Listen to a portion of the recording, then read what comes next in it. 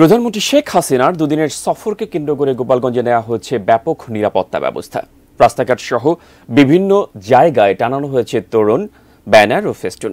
এ নিয়ে আরও বিস্তারিত জানাতে ঘোনাপাড়া থেকে যুক্ত হচ্ছে সহকর্মী সজীব বিশ্বাস। সজীব, এই মুহূর্তে সেখানে কেমন অবস্থা বিরাজ করছে?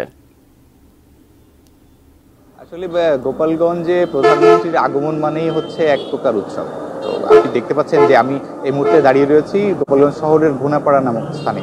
এই প্রধানমন্ত্রীর আগমন উপলক্ষে যেমন ব্যাপক নিরাপত্তার ব্যবস্থা নেওয়া হয়েছে, তেমনি কিন্তু গোপালগঞ্জের যে সকল রাস্তাঘাট রয়েছে সেটি কিন্তু ব্যানার, ফেস্টুনে বিভিন্ন শুভেচ্ছা বার্তায় কিন্তু ভরে গেছে। আমি এই মুহূর্তে দাঁড়িয়ে রয়েছি ঘোনাপাড়ায়।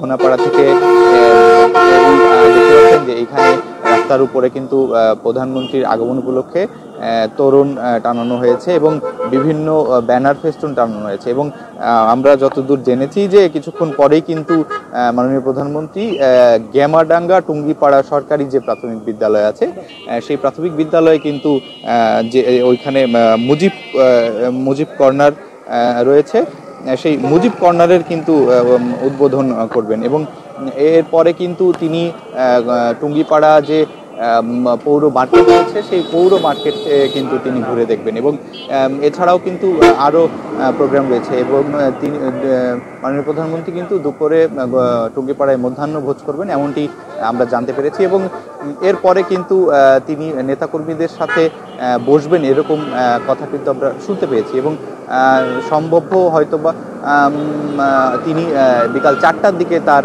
ঢাকার উদ্দেশ্যে রওনা দেওয়ার কথা রয়েছে।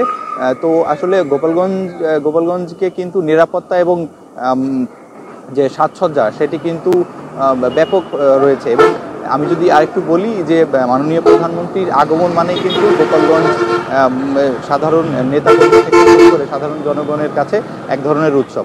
তো এই ছিল আমার কাছ থেকে গোপালগঞ্জ থেকে সর্বশেষ।